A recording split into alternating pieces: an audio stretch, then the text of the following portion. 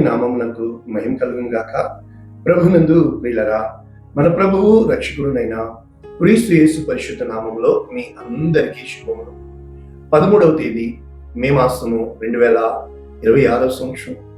ఈరోజు ఒక గొప్ప అద్భుతమైన వాగ్దానము దేవుడు మనతో చెప్తున్నాడు. ఎడతెగక ప్రార్థన చేయండి.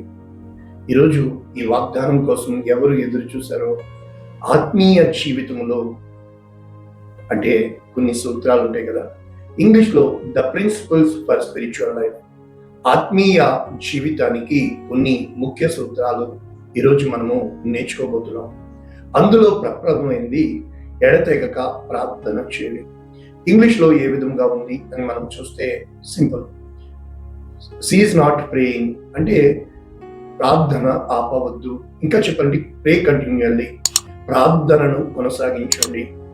నెవర్ స్టాప్ ప్రేయింగ్, ప్రార్థన అనేది అస్సలు ఎప్పుడూ కూడా. ఇవన్నీ ఎందుకు, అసలు ఇది ఏ భావంతో చెబుతున్నారు మనం చూసినప్పుడు తెస్సలోనికీయులు రాసిన మొదటి పత్రిక 5వ అధ్యాయము 17వ వచనం. కానీ ఇక్కడ కొన్ని ప్రిన్సిపల్స్ వీళ్ళు రాస్తున్నారు. ఏమిటి అని అంటే 16 నుంచి మనం చూస్తే ఎల్లప్పుడూ సంతోషంగా ఉండండి, అంటే ప్రతి సమయంలో కూడా సంతోషంగా ఉండండి. దేవుడు ఎన్నడూ కీడు చేయడు, దేవుడు ఎన్నడూ నిన్ను దుఃఖానికి గురి చేయడు. రెండవది ఎడతెగక ప్రార్థన చేయండి. మూడవది కృతజ్ఞతాస్తుతులు చెల్లించండి. ఇది క్రీస్తు యేసు ప్రభువు లేకపోతే దేవుని చిత్తం మీ పక్షాన. ఈ 3 ముఖ్యమైన సూత్రాలు. 1 సంతోషంగా ఉండండి, 2 ప్రార్థన చేయండి, 3 కృతజ్ఞతాస్తుతులు చెల్లించండి. అయితే ఇంకా మిగిలిన సూత్రాలు చూస్తే ఆత్మని ఆర్పవద్దు, అంటే నీలో ఉన్న ఆత్మని ఎంత మాత్రము కూడా నీవు, అంటే ఆత్మ ఎలా విడుదలవుతుంది? మనస్సు నలిగిపోయినప్పుడు, మనస్సు విరిగిపోయినప్పుడు ఆత్మ విడుదలవుతుంది. అప్పుడు ప్రవచించుట నిర్లక్ష్యం చేయకూడదు. సమస్తము పరీక్షించి మేలైన దాన్ని చేపట్టండి, ప్రతి కీడులకు దూరంగా ఉండండి. మనము కొన్ని మెట్లు నేర్చుకున్నాం. ఎలా నేర్చుకోవచ్చు ఈరోజు? ప్రార్థన అన్న వెంటనే మనం ఏమనుకుంటామంటే దేవునితో సంభాషణ, కరెక్టే. ఇంకా ప్రార్థన అన్న వెంటనే సమూయేలు చెప్తాడు, నా మట్టుకు నేను నీ నిమిత్తము ప్రార్థన చేయని ఎడల పాపము చేసిన వాడని అంటారు. యేసు ప్రభు వారు సైతము ప్రార్థన చేసినట్లు మనం చూస్తున్నాం. పరలోక ప్రార్థన మనకి నేర్పించారు. నీవు రహస్యమున చేయుచున్న ప్రార్థన నీ తండ్రి ఆలకిస్తాడు. ఎస్తేరు గ్రంథం అంతా కూడా ఉపవాస ప్రార్థన ఆ యొక్క ముఖ్య అంశముగా చేయబడిన కార్యాలు మనం చూస్తున్నాం. ప్రార్థన ద్వారా ఎన్నో కార్యాలు జరిగినట్లు మనం చూస్తున్నాం. ప్రార్థన అనేది నీ ఊపిరిగా ఉండాలి, కరెక్టే. ఇవన్నీ బాగానే ఉన్నాయి. ఇప్పుడు కమింగ్ టు ద ప్రాబ్లం ఏంటి? ఏదైనా కావచ్చు. ఒక సమస్య నీకు ఎదురైనప్పుడు, ఒక కష్టము నీకు కలిగినప్పుడు, ఇంకా నువ్వు చేయలేవు అన్న స్థితికి వెళ్ళినప్పుడు ఖచ్చితంగా నీవు సహాయాన్ని కోరుతావు. ఆ సహాయము మనిషి ద్వారా, లేకపోతే ధనము ద్వారా, లేకపోతే మాట ద్వారా జరుగుతూ ఉంటాయి. కానీ అది టెంపరీ. అలా కాకుండా నీ అడుగడుగునా నీ జీవితంలో ఎదురవుతున్న ప్రతి సమస్య, ప్రతి కష్టము, ప్రతి శోధన వెనుక దేవుడు ఒక ముఖ్య కారణాన్ని ఉంచాడని నీవు గ్రహించాలి అని. ఆ కారణము అనగా దేవుడు కారణం లేకుండా ఏ కార్యము చేయడని, ఆయన సమస్తము మీద అధికారి అని, ఆయన చిత్తాన్ని గ్రహించడానికి నీ దగ్గర ఉన్న ఒకే ఒక సాధనము ప్రార్థన. ఎప్పుడైతే నీవు ప్రార్థనలో కనిపెడతావో, దేవుని చిత్తాన్ని ఎరగడానికి నువ్వు ప్రయత్నం చేస్తావో, ఆ ప్రార్థనా పరుడి జీవితమే ఆత్మీయ జీవితం. ఆ దేవునితో కలిగి ఉండే ఆ యొక్క సంబంధమే ఆత్మీయ సంబంధం. దేవునితో కలిసి నడిచేదే ఆత్మీయ యాత్ర. ఎప్పుడైతే నీవు దేవునితో అన్న మరుక్షణము ఆత్మ ఆత్మ ఆత్మ ఆలోచన, అంటే we walk not by sight but by faith, అంటే మేము వెలిచూపుని బట్టి కాక విశ్వాసమును బట్టి. అంటే నీ ఆత్మకి కొన్ని ఫార్ములాలు ఉన్నాయి. ఆ ఫార్ములాలు ఏంటంటే మనిషి రొట్టె వల్ల మాత్రము కాదు, కానీ దేవుని నోట నుండి వచ్చి ప్రతి మాట వలన. అంటే నీకు రొట్టె ఈ శరీరానికి, ఆహారము ఈ శరీరానికి, దాహము, పానము, మంచినీళ్ళు ఈ శరీరానికి. అయితే I'm the life, bread of life అంటాడు. నేను జీవ ఆహారాన్ని, నీ ఆత్మకు ఆహారము యేసుక్రీస్తు. ఐఎమ్ ద లివింగ్ వాటర్స్ అంటాడు. జీవ జలములో ఉంటుంది నీ ఆత్మకు జీవజలం. అంటే ఆత్మకి కూడా ఆహారము పానము అవసరమై ఉన్నది. కనుక ఇది ఆత్మీయ జీవితము, ఇది శారీరక జీవితము. ఈ లోకంలో శరీరానికి ఆహారము ఎలాగూ అవసరమో, నీరు ఎలా అవసరమో, ఈ లోకంలో నివసిస్తున్న నీకు కూడా ఆత్మకి దేవుని నోటి మాట, అదే విధముగా దేవుని యొక్క జీవజలముల ఊట. ఎలా చెప్పొచ్చు? ఎవడైనాను దప్పికొని నా ఎద్దుకు రండి, వాడికి నేను జీవజలముల ఊట. అంటే దప్పిక ఎలా వేస్తుంది అంటే, నువ్వు సొమ్మశీలు పడిపోయినప్పుడా? అది కాదు. నీ పరిస్థితులు తట్టుకోలేనప్పుడు, నీ పరిస్థితులు కృంగిపోయినప్పుడు, నీ పరిస్థితులు నిన్ను అణిచివేసినప్పుడు, నీ స్థితిగతులు నిన్ను తొక్కివేసినప్పుడు, నీవు ఎటు వెళ్ళాలో దిక్కుతోచక గుండెలు బాదుకుంటున్నప్పుడు ఈ కార్యాలు మనం చూడగలుగుతున్నాం. ఈ తెస్సలోనికీయులకు రాసిన పత్రికలో మనం చూసినప్పుడు ఒక్కసారి ఎక్కడి నుంచి ఇది మనము నేర్చుకోవచ్చు అన్నప్పుడు 12వ వచనం నుంచి ప్రారంభిస్తే, మీలో ప్రయాసపడుచు ప్రభువునందు మీకు పైవారై ఉండి బుద్ధి చెప్పుతున్న వారిని మన్నన చేసి. మొట్టమొదట ఇక్కడ లీడర్షిప్ క్వాలిటీ, అదేవిధంగా ఒబీడియన్స్ క్వాలిటీ. అంటే అర్థం ఏంటంటే, విధేయతతో మొదలు పెడుతున్నారు. విధేయత, అవిధేయత.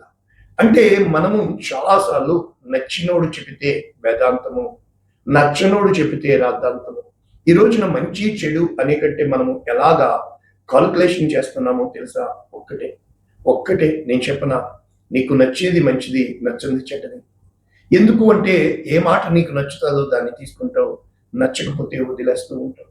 అంతెందుకు, నేను చూశాను పేషెంట్లు జాయిన్ అవుతారు, డాక్టర్ చెప్పిన మందులు వాళ్ళు వేసుకోరు, ఎవరో ఏదో చెప్తారు ఇది వేసుకోవాలని, తగ్గిపోయింది వేసుకో. వాళ్ళకు వచ్చిన నొప్పి వేరే, నీకు డాక్టర్స్ నిన్ను టెస్ట్ చేసి నీకు ఏ నొప్పి వచ్చిందో ఆ టాబ్లెట్స్ రాశారు. అన్నీ ఒకటి కాదుగా. అదే విధముగా అందరికీ వచ్చే సమస్యలు ఒకటిగానే అనిపిస్తుంది కానీ కాదుగా. దేవుడు ఎవరి పట్ల వారికి దేవుడు చిత్తాన్ని బయలుపరచడానికి ఒక క్రమమైన మార్గంలో నడిపిస్తూ ఉంటాడు. కాబట్టి ఎప్పుడైతే నీవు ఒకరినొకడు సమాధానాన్ని కాపాడుకుంటూ, ప్రేమని కాపాడుకుంటూ ముందుకు వెళ్ళడానికి ప్రయత్నిస్తావో, అంటే అర్థం ఏంటంటే, ఒక్క మాటలో చెప్పాలి అంటే, నీ ప్రవర్తన నుంచి దేవుడు ఏమి కోరుకుంటున్నాడో ఒక్క మాటలో చెప్పాలంటే, ధైర్యము కోల్పోయిన వారికి ధైర్యం చెప్పడానికి, బలహీనులకు చేపట్టి నేనున్నాను అనే నమ్మకం కుదిరించడానికి, ముఖ్యంగా నీవు దీర్ఘశాంతము కలిగి ఉండడానికి ఈ యొక్క ప్రార్థనా జీవితంలో మెట్లు. ఈ ప్రార్థనా జీవితంలో మెట్లు కావాలి అంటే మొట్టమొదటిది, నీవు కీడుకి ప్రతి కీడు, అంటే ప్రార్థనా పరుడు ప్రార్థనలో పోరాడాలి. అంటే ఎప్పుడైతే తనకి ఏది కలిగినా కూడా దేవునికి చెప్పుకునేవాడుగా ఉండాలి. ప్రజలు కీడు చేశారు, దేవునికి చెప్పు, నీవు చేయొద్దు, డోంట్ యాక్ట్ అట్ ఆల్. అంటే నీవు ప్రార్థనతో జయించాలి. ఇక 2, మనుష్యులు అందరి ఎదుట మేలైన దానిని, అంటే ఏ విధముగా మేలైనది? ఆల్రెడీ నీవు అనుభవం గుండా వచ్చావు కదా. ఆ మాట వాళ్ళు ఉడుకుమోత్తనంతో అన్నారా, అసూయతో అన్నారా, లేక కోపంలో అన్నారా? నీకు తెలుసు కదా. కనుక ఎప్పుడైతే ఆ భావము వారు కపటమైన బుద్ధితో అన్నారా, నీకు ఏదో చేయడానికి ప్రయత్నం చేసి అన్నారా, ఈ లక్షణాలు నీవు అవగాహన చేసుకుని, దీన్ని మెచ్యూరిటీ లెవెల్స్ అంటారు. అంటే నీలో ఆ పరిపక్వత రావడానికి దేవుడు అంగీకరిస్తూ ఉంటాడు. కారణం ఏంటంటే, నీవు కీడుకు దూరంగా ఉండాలని 3 విషయాలు నేను చెప్తాను. యోసేపు జీవితంలో దేవుడు ఆ పరీక్షకి అంగీకరించాడు. తను తప్పు చేయలేదు యోసేపు, కానీ జైల్లో దేవుడు వేశాడు. కారణం ఏంటి? మరి అతను అన్యాయంగా జైల్లో పడ్డాడు కదా? కాదండి, ఏ తప్పు యోసేపు చేయలేదు. కానీ అక్కడున్న వాళ్ళందరూ ఏమి నిర్ణయించారు? యోసేపు జైలుకి వెళ్ళాడు కాబట్టి యోసేపు తప్పు చేశాడు. మరి శిక్ష ఎందుకు అనుభవించాడు? 100 మంది దోషులు తప్పించుకున్నా పర్లేదు, ఒక నిర్దోషి ఎన్నడూ కూడా శిక్షింపబడకూడదు. మరి ఎందుకు యోసేపు శిక్షించబడ్డాడు? ఓకే. 2వది, దావీదు వచ్చి గొలియాతుని చంపాడు. కానీ దావీదు ఆ రోజు లేకపోతే సౌలుకి రాజ్యం ఆ రోజే పోయేది. కానీ సౌలు ఎందుకు దావీదుని చంపేయడానికి పరిగెట్టాడు? దావీదు ఎందుకు పరిగెట్టాడు సౌలుని చంపకుండా? 2వది. ఇక 3వది, మోషే. అడుగడుగున మోషే పట్ల దేవునికి గొప్ప ప్రణాళిక ఉంది. మోషే పెద్దవాడయ్యాడు, 40 సంవత్సరాలు అయింది. కోపంతో ఒకరిని చంపేశాడు కరెక్టే. కానీ దేవుడు 40 సంవత్సరాలు అరణ్యానికి పంపించేశాడు. మోషే తప్పు చేయలా. దేవుడు ఎందుకు వేరేగా సరిదిద్దుకోలేదు? ఎందుకు దేవుడు 40 సంవత్సరాలు మోషేని అరణ్యంలో పెట్టేశాడు? యోనా తనకి వెళ్ళడం ఇష్టం లేదు నినివేకి, కరెక్టే. తను వెళ్ళను అన్నాడు. దేవుడు ఎందుకు బలవంతం చేసి 3 రోజులు చేపలో పెట్టేశాడు? అయినా యోనా చెప్తున్నాడుగా, నాకు తెలుసు నువ్వు వీళ్ళకేమీ చేయవు, నేను ప్రకటించిందంతా వ్యర్థమే, వాళ్ళు ఎలా నమ్ముతారు నేను ప్రకటించేది సత్యమని? నేను చెప్పినట్లుగా జరగలేదు కదా. అప్పుడు దేవుడు నీవు కోపించడం న్యాయమా అని 2 సార్లు అడిగి పాఠము ఎందుకు నేర్పించినట్లు అంటే, ఈ ఆత్మీయ జీవితంలో చాలా విషయాల్లో మనకి జవాబులు దొరకవు. కానీ దేవుడు నిన్ను అడిగే మొదటి ప్రశ్న ఏంటో తెలుసా? నేను నీకు తోడుగా ఉన్నాను అని నేను చెప్తున్నా, నువ్వు నమ్మలేకపోతున్నావు. ఒక్కసారి నిన్ను ఎన్ని విషయాల్లో తప్పిస్తున్నానో చూడు అని చూపిస్తే, అనుక్షణము మన మీద పడి ఉగ్రతని దేవుడు తప్పిస్తూ ఎన్ని కీడుల నుండి తప్పిస్తున్నాడో నేను చూడగలిగాను. మీరు గ్రహించినప్పుడు ఆత్మీయ స్థితిలో ఎదుగుతారు. ఇక రెండవది, నిన్ను ప్రశ్నించమంటే దేవుణ్ణి, నన్ను ప్రశ్న అడుగు నా కుమారుడు అంటే, నువ్వేం అడుగుతావు నాకు తెలీదు, నేను అడుగుతాను. ఇంకా తరుముతావా? తరమయ్యా, కానీ తరిమే ముందు నాకు చెప్పు, సిద్ధపరచు, తట్టుకోలేకపోతున్నాను. ఒకవేళ ఇంక తట్టుకోలేక నిన్ను దూషిస్తానేమో. అదే కదా యోబు కార్యము. యోబు ఏ తప్పు చేయలేదని దేవుడు చెప్పాడు, కానీ యోబు శోధించబడ్డాడు. ఎంత వరకు అంటే తన నడినెత్తి నుంచి అరికాలి వరకు కూడా భయంకరమైన భయంకరమైన భయంకరమైన పురుగులతో కురుపులతో నిండి మట్టిలో కూర్చుని, సహనమునకు మారుపేరు యోబు అని దేవుడు రాయించబడ్డానికి అంగీకరించాడు. ఆత్మీయ యాత్రలో ప్రవక్తలు సహనమునకు మారుపేరుగా ఉన్నప్పుడు సహించుకున్నవాడు ధన్యుడు అని దేవుడు చెప్పాలని. బహుశా ఈరోజు నీవు నిందించబడుతున్నావేమో. చివరిగా లాజరు చనిపోయాడు. యేసు ప్రభుకి తెలుసు, కానీ ఎందుకు ఆలస్యం చేశాడు? ఈలోపు జరగాల్సినవి అన్ని జరిగిపోయినాయి. 4 రోజులు అయిపోయినాయి. సమాధి మూసేశారు, అయిపోయింది. అప్పుడు వచ్చాడు. నన్ను చాలా మంది అడిగారు, నువ్వు చేతకాని వాడివి, గాలికి వదిలేస్తావు మమ్మల్ని, అంతా అయిపోయింది. నేను చెప్పాను, for the perfect time God is aware of it. దేవునికి తెలుసు తగిన సమయము ఆయన వస్తాడు. చనిపోయి 4 రోజులైందా కుళ్ళు కంపు కొడతాడు అని మాట చెప్తుంది. నీవు నమ్మిన ఎడల దేవుని మహిమను చూస్తావు. నేను చెప్తున్నాను, ఈ ఆత్మీయ యాత్రలో అంతా సెట్ అయిపోతుంది. ఎవరికి వాళ్ళు తమ జీవితాలు జీవిస్తారు, ఎవరికి వాళ్ళు వేరైపోతారు. కానీ ఇటు పక్కన నాకు ఇవ్వబడిన వాగ్దానం ఇది అని ప్రార్థించే ప్రార్థనాపరుడు, ప్రార్థనలో పోరాడే పోరాటం యోధుడు యాకోబు మగసిరి గలవాడై దేవునితో పోరాడాను. ఎలాగా తెలుసా?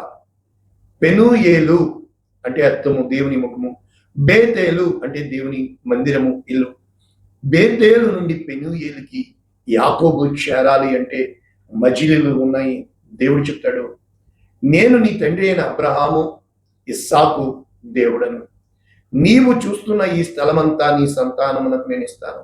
నిన్ను బట్టి భూమి మీద మనుషులందరూ దీవించబడతారు. కానీ కానీ కానీ వెళ్ళే కాల వయసు అయింది, తను వెళ్తున్నాడు.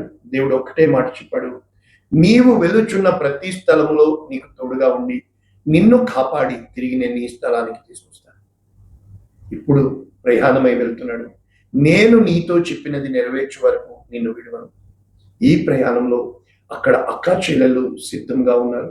ఎప్పుడైతే అక్కా చెల్లెళ్ళు సిద్ధంగా ఉన్నారో యాకోబుకి తెలీదు. 12 మంది సంతానము ఇశ్రాయేలీల గోత్రములని. కానీ 2 దాసీల నుంచి 4 కుమారులను సైతం దేవుడు తీసుకున్నాడు. అక్కా చెల్లెళ్ళు పోరాడారు. దేని విషయంలో మనందరికీ తెలుసు. వారు తమ భర్త కోసం, హక్కుల కోసం పోరాడారు. ఇదంతా దేవుని ప్రణాళిక కదా. ఇశ్రాయేలు దేవునితో పోరాడువాడు, ప్రార్థనాపరుడిగా యబ్బోకు రేవు దగ్గర నీవు నన్ను దీవిస్తే తప్ప నేను నిన్ను విడిచిపెట్టను. దానియేలు పోరాడాడు, ఈ కార్యము నాకు తెలియపరిస్తే తప్ప నేను నిన్ను విడిచిపెట్టను. ఇక ఎస్తేరు ఎంతమందికి చెప్పమంటారు? ఏ విషయం కోసం చెప్పమంటారు? ప్రార్థన పరిస్థితులను మార్చదు, నిన్ను మారుస్తుంది. ఎప్పుడైతే నీకు దేవునిలో ధైర్యము సమకూరుతుందో, నీవు దేవుని నమ్ముతావో, నీ ద్వారా దేవుడు ట్రస్ట్ ఏర్పాటు చేయాలని ఇష్టపడుతున్నాడు. అది నమ్మకానికి గుర్తుగా ఉంది. అటువంటి గొప్ప కార్యాలు మన జీవితంలో జరగాలి అంటే 3 మెట్లు మళ్ళా చెప్తున్నాను. మంచి మొదటి మెట్టు, ఎల్లప్పుడూ సంతోషంగా ఉండు. మేలు కీడు ఏది జరిగినా దేవుడు అన్యాయస్తుడు కాదు. 2వది ప్రార్థన చేయి. 3వది కృతజ్ఞతాస్తుతులు చెల్లించు. ఎప్పుడైతే నీ హృదయం స్థిరముగా వీటిని పట్టుకుంటుందో నీ ఆత్మ చల్లారదు. నీ ఆత్మ అనుదినము నూతనపరచబడుతుంది. దేవుని వాగ్దానములు నీ ఆత్మ స్వతంత్రించుకుంటుంది. దేవునిలో నీ ఆత్మ బలము పొందుతుంది. దేవునిలో నీ ఆత్మ విశ్వాసములో బలపడుతుంది. అప్పుడు ఆత్మ కార్యాలు నీవు చూడగలుగుతావు. ప్రార్థన చేద్దాం. పరిశుద్ధుడ, ప్రేమ కలిగిన తండ్రి, విత్తబడిన ఈ వాక్యము అనేక మందికి ఆశీర్వాదంగా, నీ నామమునకు మహిమకరంగా యేసు నామమును దీవిస్తున్నాము తండ్రి. ఆమేన్. God bless you all. దేవుడు మిమ్మల్ని దీవించుగాక.